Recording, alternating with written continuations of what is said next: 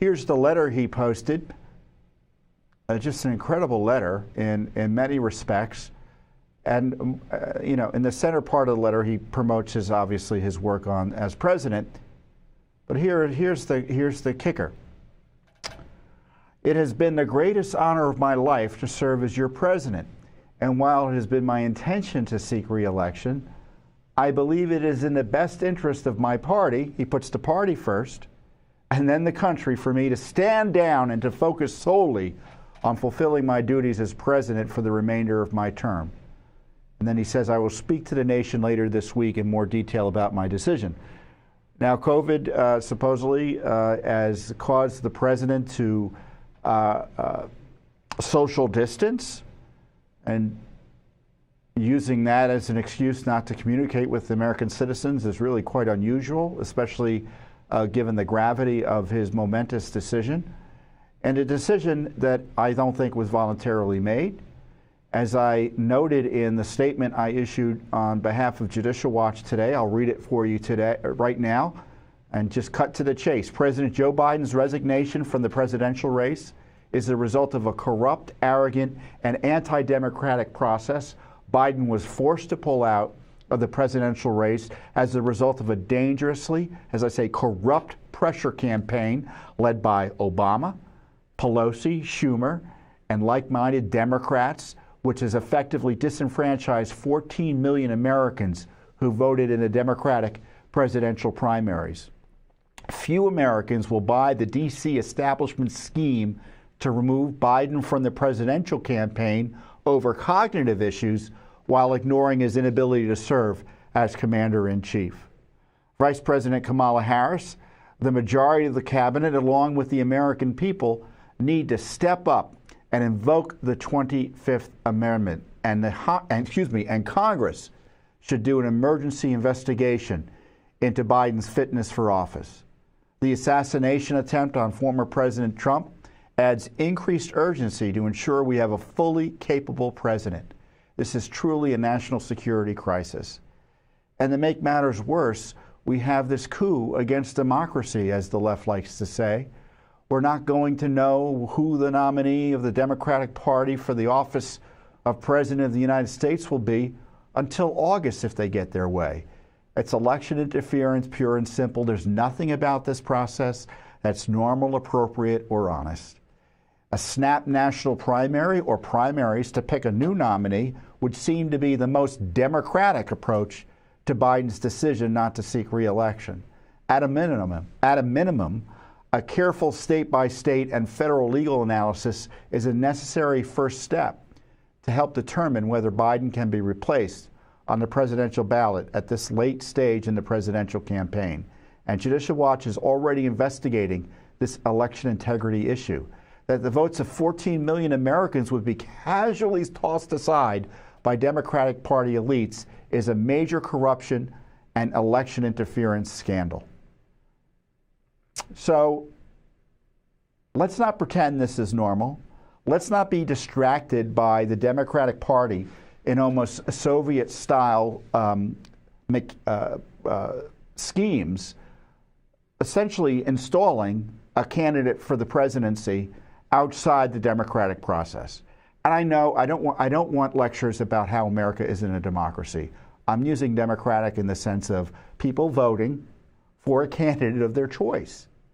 And so this will be done with no votes in the ordinary course, as has been done in the modern era in selecting presidents. Now, this used to be done back in the day, but again, in the name of democracy, we have eliminated party conventions largely being able to pick candidates absent extraordinary circumstances. And so I don't know exactly what the law is, but I do know what the concerns are. That we've had a campaign. President Trump spent millions of dollars in a battle against Biden. American citizens were asked to vote for Biden, reassured and assured repeatedly up until the very minute he said, I'm not doing it anymore, that he's in the race, that he's the candidate. And all of a sudden that's gone and there's no substitution that's democratically placed. You know, in the United Kingdom, they had a snap election. national election, and they pick the new government. The Democratic Party can get a snap primary election to ensure that voters, at least in their party, have a say. And to do it any other way, is that the new rule? Primaries don't matter? Because if they don't like the result or the candidate seems to be going south a bit in the polls, you just throw them out? How is that fair? How is that appropriate? Either you have primaries and you stick to the candidate absent a death or disability, or you don't. And again, this is not a political issue. Some people might think Kamala's a better person to run against, Trump. Depending if, and Democrats might think she's a worse person to run against. It doesn't matter. The question is who decides who's the candidate, and how is that process? How does that process comport with the ideals that we have in terms of selecting the person who's going to be our president? So Kamala Harris is going to be the nominee for president, having gotten no votes from any American citizen to be that nominee in the year 2024?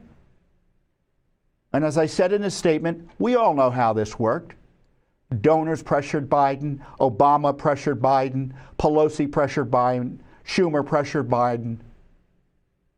The Democratic Party and their media acolytes carpet bombed the White House to force him out of the campaign. And why is he out of the campaign? It's not purely politics, it's because of his cognitive challenges. So a lot of Republicans are rightly asking how it is he can be the president. He doesn't have the cognitive ability, he doesn't have the health resources to run as president, but don't worry, we can trust him to be president? That's not how it works. And that's why the 25th Amendment or additional pressure on him to resign, in my view, should be applied. Because I think we're in crisis. It's not because I don't like his politics, I don't like his policy. I mean, Trump was nearly killed. Is Biden in a position to run the Secret Service? It's his responsibility ultimately. Of course he's not.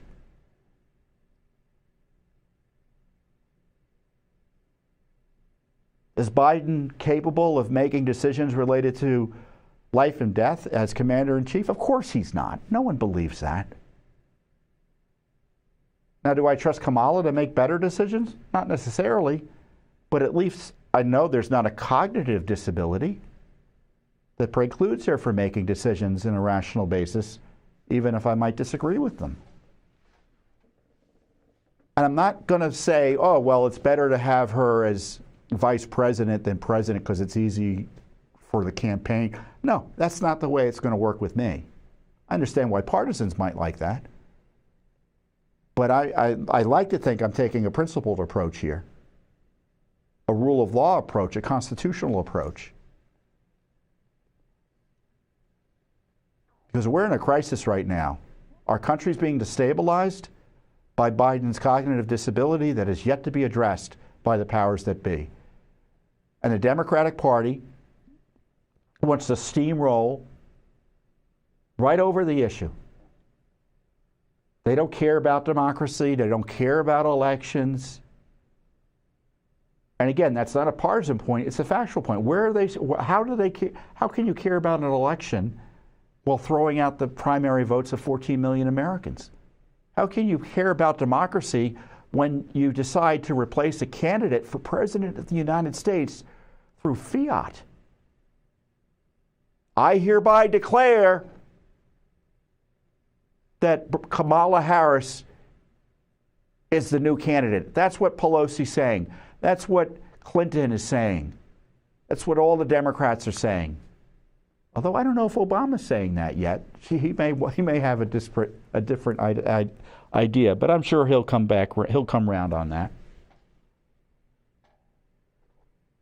And of course, there are these legal issues about removing him from the campaign or from the ballot in the various states. It's much more complicated when you get into that area, but I don't know. Are there legal issues with changing out the candidate like they propose to do? Well, we're going to take a look at it. That's where we stand. In the meantime, we still have this terrible Biden corruption that's being pursued against Trump. We have the corruption of his Justice Department protecting him and his son from the full consequences, legal and otherwise, related to the powerful evidence of their criminal activities. I know everyone's writing their little history lessons on the Biden presidency, and it's all been, largely Democrat or left-leaning analyses. I mean, he's been acting as a dictator, embracing this communist approach to governance where he's been engaged in fiat management of the government, trying to jail his political opponents. That's not a presidency to be celebrating.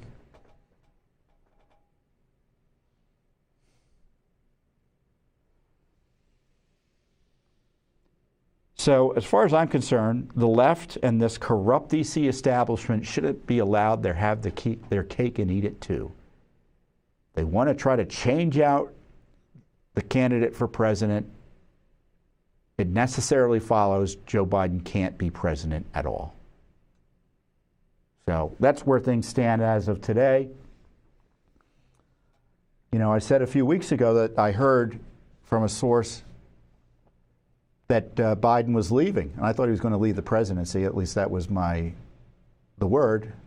I guess I was a few weeks late or early on that prognostication, right? But now he's out of the campaign. Just a few weeks before the convention, a few months before the election. It's chaos. And as I was talking to one of my colleagues today, he pointed out, he goes, the new word of the day is rally. All the Democrats are rallying around Kamala Harris. I mean, that's just party discipline. That has nothing to do with good governance and, as I say, democracy. So, but you can trust Judicial Watch to actually defend democracy, defend the rule of law, and hold these politicians accountable for what they aim to do in any way we can. Speaking of crisis, we've had also today, I want to address the testimony by the U.S. Secret Service Director, Cheadle. And it was an unusual hearing in the sense that both Republicans and Democrats were furious at her. And I think there is a certain bipartisan concern about the security and the collapse of security related to President Trump.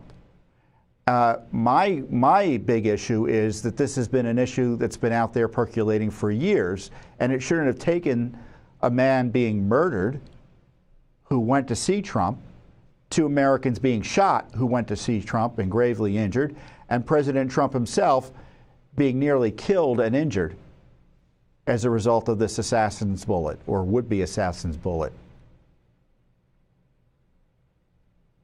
And as I've noted, and it's worth noting again because the crisis hasn't abated and it's an emergency right now, the Secret Service has been shown to be incapable of defending President Trump, President Biden, and every single one of their other protectees. And so the Secret Service director, who many people have called on to resign, went up to the Hill and essentially gave out zero information. And of course, people were outraged. Here's a little bit of her colloquy with Congressman Marjorie Taylor Greene, who asked for some basic timeline information. Let's show that. Were you not prepared today to answer our questions? I am prepared to answer the questions based on the information and wanted to be able to provide. Do you have a timeline at all from any of the day? I have a timeline that does not have specifics. That's shocking. That is absolutely unacceptable. That means you are a failure at your job. Were you not prepared today to answer?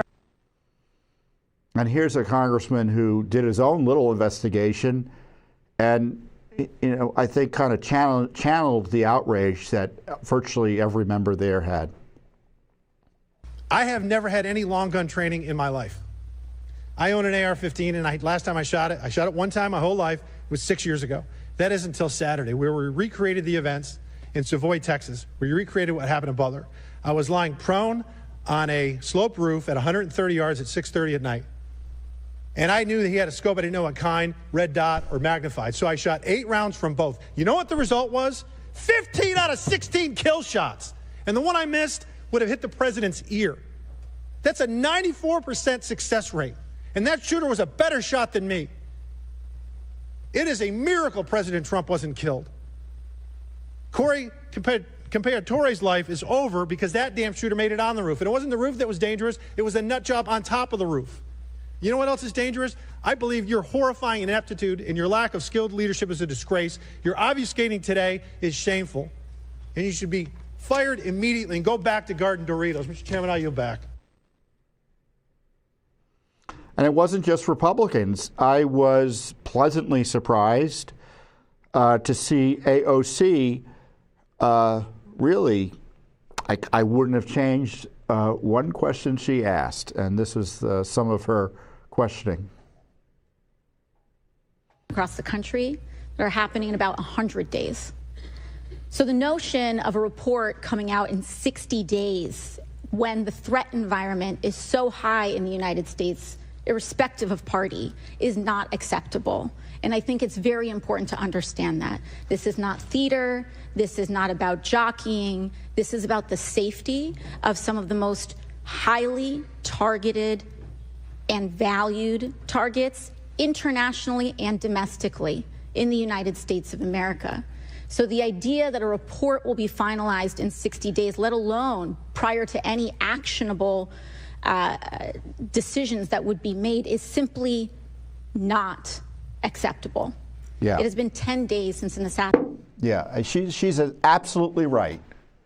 And she pointed out, all of those members have an interest in AOC because of her public statements and profile.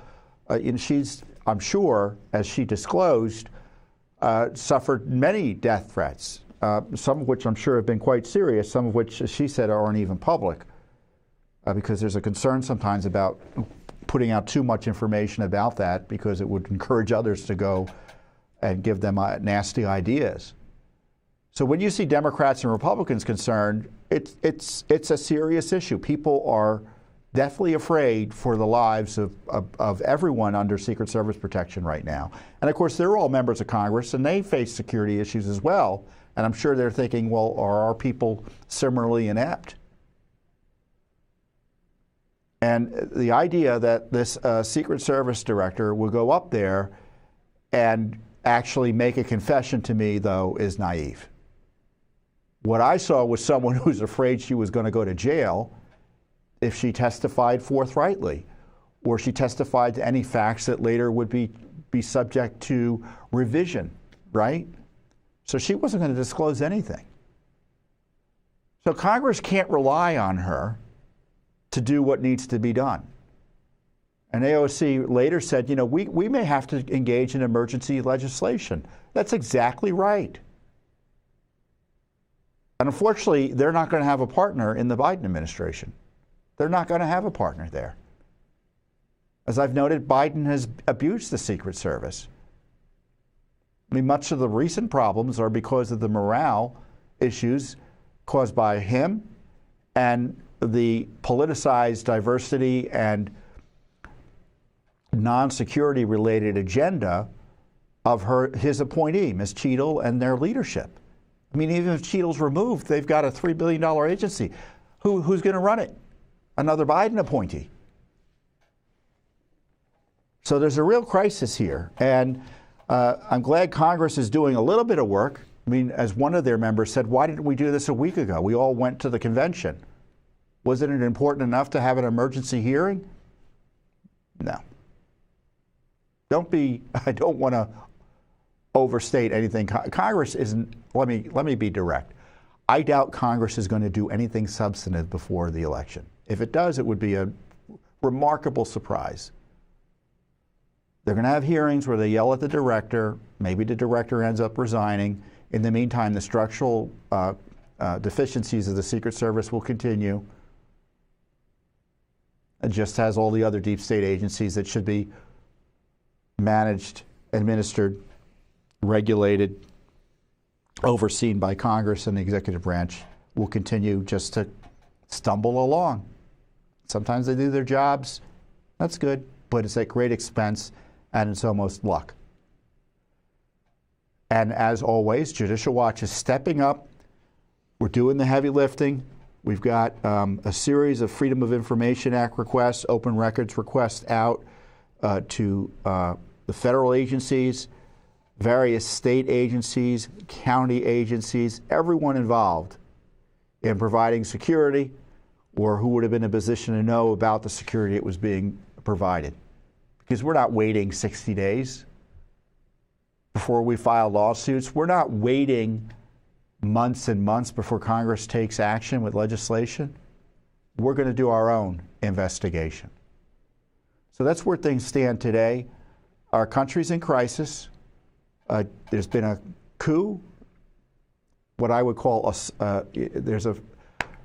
you remember Fujimori? I think he was dead. Where was he? He was president of Peru, and he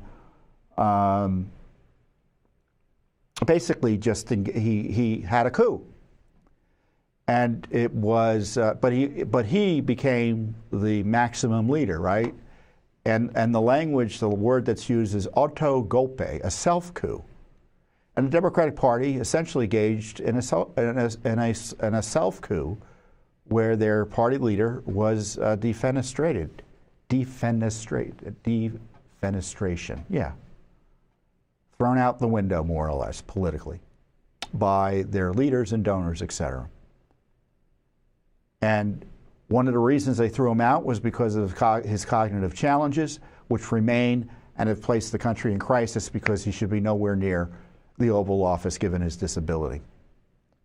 So we're going to keep on truth-telling, and we're going to hold accountable the Democratic Party and any partisan who wants to do shortcuts around the rule of law to impose a candidate without one vote by one American. And in the meantime, we're doing, as I say, the heavy lifting on this terrible security crisis caused by Secret Service ineptitude. The Judicial Watch has done more than anyone in Washington, D.C. to investigate the Secret Service over the years. We know where to look, and we've already begun looking. So with that, I'll see you here later in the week with our weekly update, and maybe I'll pop in here as events warrant in the meantime. Thank you. Thanks for watching. Don't forget to hit that subscribe button and like our video down below.